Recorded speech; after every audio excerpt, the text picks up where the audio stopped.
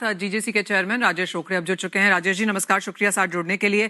कैसे देखते हैं आप सबसे पहले जिस तरह की सोने चांदी की मूवमेंट है और उसका इम्पैक्ट इंडियन बाइंग पर?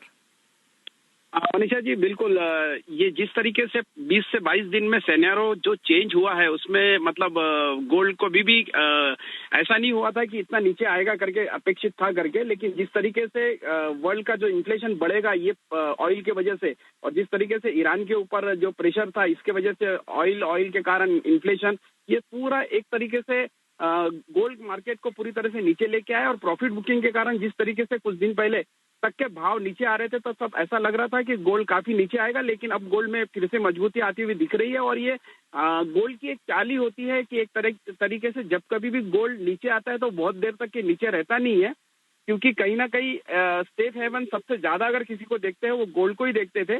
लेकिन बीच में जैसे यूएस और रशिया की जो बातचीत चल रही थी डॉलर्स को लेके, वो इम्पैक्ट कर गया था गोल्ड के ऊपर। लेकिन मुझे लगता है कि आने वाले दिनों में जिस तरीके से अभी सिनेरियो बनते जा रहा है कि अभी और गोल्ड फिर से एक रिकवरिंग मोड होके आगे निकलेगा, ऐसा मुझे लग रहा है। क्या एक्सपेक्टेशन है भारतीय बाजारों से? देखिए मार्केट अभी ड्यूअल मोड पे है मार्केट। जिस तरीके से गोल्ड 1,80,000 जाके 1,45 1,40 तक के नीचे आने के बाद अभी एक कंफर्ट जोन में आ गया है रेट, तो कस्टमर ने भी इसे डाइजेस्ट कर लिया है। तो इस वजह से बहुत ज्यादा तकलीफ रिटेल में नहीं है। हाँ, मैं मानता हूँ 15 मार्च तक के हमारे इंडिया में काफी इनकम टैक्स के एडवांस टैक्स भरने होते हैं, इस वजह से मार्केट थोड़ा टाइट था इसलिए, और गुड़ी पाड़वा के वजह से थोड़ा सा बूस्ट मिला है। और अक्षय तृतीया अप्रैल में आने वाली है, उसकी तैयारी सभी ज्वेलर्स ने ऑलरेडी कर दी है। और इस दरम्यान में वेडिंग सीजन होता है और वेडिंग सीजन में डिमांड होती है ग्राहकों की। और जिस तरीके से मार्केट वोलाटाइल हो रहा है तो वो निश्चित तौर पे थोड़ा सा एक साथ अगर भाव नीचे आ जाते तब भी ग्राहक रुक जाता है, और एक साथ एकदम भाव बढ़ते तब भी ग्राहक थोड़ा रुकता है।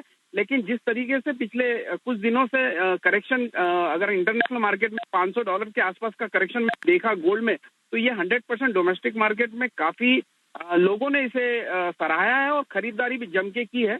और जिनके यहाँ शादियां है, जिनके यहाँ अभी तो मतलब ऐसे ऑफर्स भी कुछ ज्वेलर्स लेके आ रहे हैं कि आप अगर बुकिंग कर रहे हैं और आपको 1 महीने बाद 2 महीने बाद भी डिलीवरी लेना है, तो इस टाइप की भी लुभावने ऑफर्स के वजह से कस्टमर की चांदी हो रही है और कस्टमर खुश भी है कि उसी बहाने उन्हें एक खरीदारी का मौका भी मिल रहा है और शादी का सीजन ज्वेलर्स को भी कहीं ना कहीं बूस्टर दे रहा है।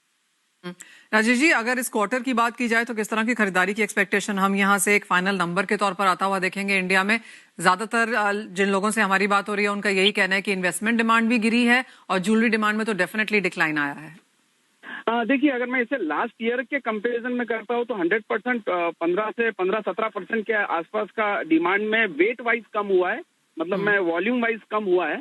और गोल्ड के रेट बढ़ जाने के कारण वो अपेक्षित था भी। और इस बार इस क्वार्टर के लिए अगर मुझे लगता है कि अगर हम लोग ने जो पिछले साल के क्वार्टर के साथ अगर हम लोग कंपेयर करते हैं तो उससे 10% नीचे भी रहता है तो वैल्यू वाइज काफी ज्यादा रहेगा। तो ओवरऑल विन विन परिस्थितियों में मार्केट है। और पहले जो इन्वेस्टमेंट बाइंग इसके तरफ ज्यादा नहीं थी, वो अभी धीरे धीरे उनको भी लगता है कि दिस इज अ अपॉर्चुनिटी, क्योंकि गोल्ड के रेट अभी रिकवरिंग मोड पे है और फिर से आगे जाने की तैयारी में जिस तरीके से गोल्ड के रेट दिख रहे हैं, इस वजह से इन्वेस्टमेंट बायर भी इसके तरफ अट्रैक्ट हो रहे हैं।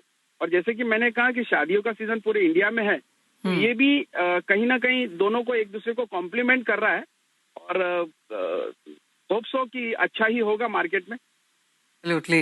राजेश रोकड़े जी बहुत शुक्रिया साथ जोड़ने के लिए।